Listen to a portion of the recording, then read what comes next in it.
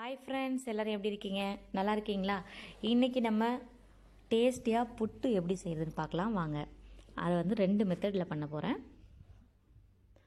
பார்க்கலாம். அதுக்கு தேவையான பொருட்கள்: அரிசி மாவு 1 கப்பு, தேங்காய் பூ, உப்பு, தண்ணி, அவ்வளோதான். உப்பு வந்து நம்ம எல்லா ஸ்வீட்லேயும் கொஞ்சம் சேர்த்தா நல்லாயிருக்கும் இல்லையா, அதனால தான் உப்பும் நம்ம இதில் சேர்க்குறோம்.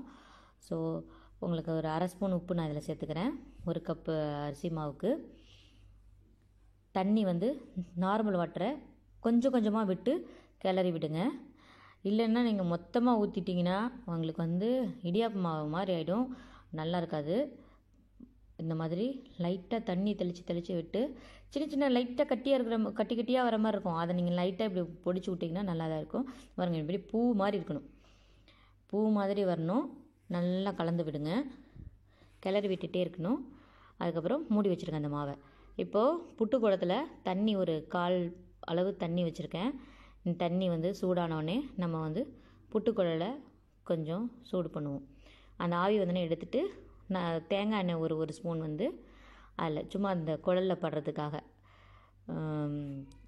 மாவு வந்து ஒட்டாமல் வரணுங்கிறதுக்காக மாவை இப்படி உதிரியாக போடணும். நீங்கள் மொத்தமாக அள்ளி அப்படியே போட்டிங்கன்னா ஒரு மாதிரி களி மாதிரி ஆகிடும், கொழுக்கட்டை மாதிரி ஆகிடும். ஸோ நீங்கள் வந்து இப்படி உதிரியாக எடுத்து போட்டுட்டு தேங்காய் அரிசி இது மாவு போட்டுட்டு அடுத்து தேங்காய் போடுங்க. தேங்காய் போட்டு திரும்பி அரிசி மாவு போடுங்க. அப்புறமேலும் மூடி வச்சுருங்க.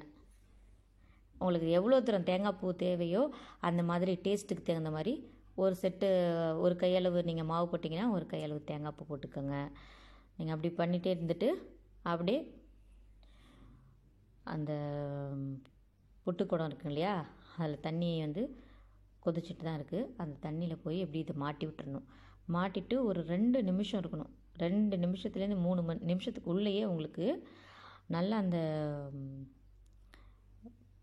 வெந்த உடனே ஆவி வரும். ஆவி வந்த பிறகு ஒரு நிமிஷத்தில் நம்ம எடுத்துகிட்டு பிளேட்டில் மாற்றிட வேண்டியதான். பாருங்கள், இப்போ மாட்டிட்டேன்னா இப்போ பாருங்கள் ஆவி வந்துட்டு பாருங்கள். ஆவி வந்து 3 பக்கமும் 3 ஹோல்லையும் நல்லா சீராக வரணும். அப்படி இருக்கும்போது தான் நீங்கள் இதை கழட்டணும். பார்த்தீங்களா, இப்போ கழட்டிட்டு எடுத்தாச்சு. அந்த புட்டு குடத்துலேயே ஒரு குச்சி கொடுத்துருப்பாங்க. அப்படி இல்லைன்னா ஒரு கரண்டி எதையாவது நீங்கள் வந்து வச்சுட்டு இந்த மாதிரி குழல்லேருந்து அப்படியே எடுத்துட வேண்டியதான். பாருங்கள் எவ்வளோ அழகாக நைஸாக வருது பாருங்கள் உங்கள் புட்டு.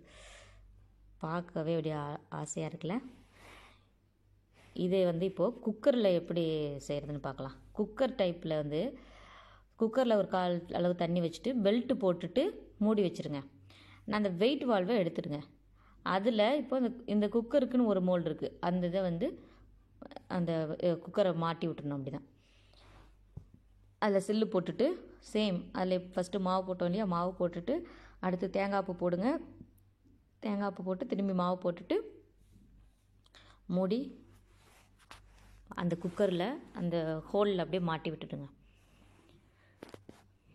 மாட்டிட்டு அதே மாதிரி தான் ஒரு 3 நிமிஷத்துக்குள்ளே இந்த புட்டும் வந்து உங்களுக்கு வந்து நல்லா வெந்துடும். அதுமாரி மூடிட்டு அப்படியே அந்த குக்கரில் மாட்டி விட்டுருங்க. உங்களுக்கு அதே 3 பக்கமும் பாருங்கள் ஆவி எவ்வளோ சூப்பராக வருது பாருங்கள். ஆவி வந்தோடனே நல்லா வெந்துருச்சுன்னு அர்த்தம் புட்டு. ரொம்ப ஈஸி, சிம்பிள். அடுத்து நான் இன்றைக்கி வந்து பச்சை பயிறு எடுத்திருக்கேன். அதை 4 மணி நேரம் ஊற வைக்கணும்.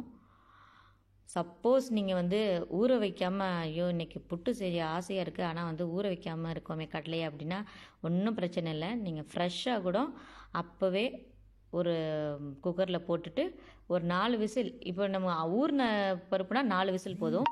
ஊறாத பருப்புனா ஒரு 8 விசில் விட்டுக்கோங்க. இதில் வெங்காயம், தக்காளி, மிளகாய், அப்புறம் வந்து 1 ஸ்பூன் உப்பு, அப்புறம் மல்லித்தூள், மஞ்சத்தூள் கொஞ்சம், மிளகாத்தூள் கொஞ்சம் போட்டுக்கோங்க. போட்டுட்டு குக்கரை நல்லா மூடி வச்சுருங்க. 4 விசில் வந்த பிறகு நான் எடுத்து வச்சுருக்கேன். இப்போது ஒரு கடாயில் வந்து தேங்காய் எண்ணெய் ஊற்றிட்டு பெருஞ்சீரகம், பட்டை, 2 ஏலக்காய் போட்டு தாளிச்சிருங்க.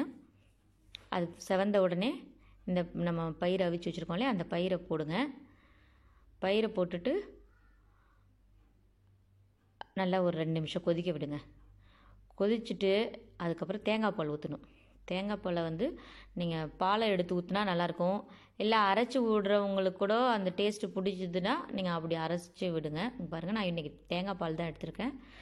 இந்த மாதிரி நீங்கள் இதை கடலைக்கறி செஞ்சு பாருங்கள். அந்த புட்டுக்கு எவ்வளோ அட்டகாசமாக டேஸ்ட் இருக்குதுன்னு பாருங்கள். அவ்வளோதான். இப்போ நம்ம இந்த குக்கரில் வச்சுருந்தோம் இல்லையா, அந்த மோல்டில் இருந்ததையும் எடுத்து வச்சுருவோம்.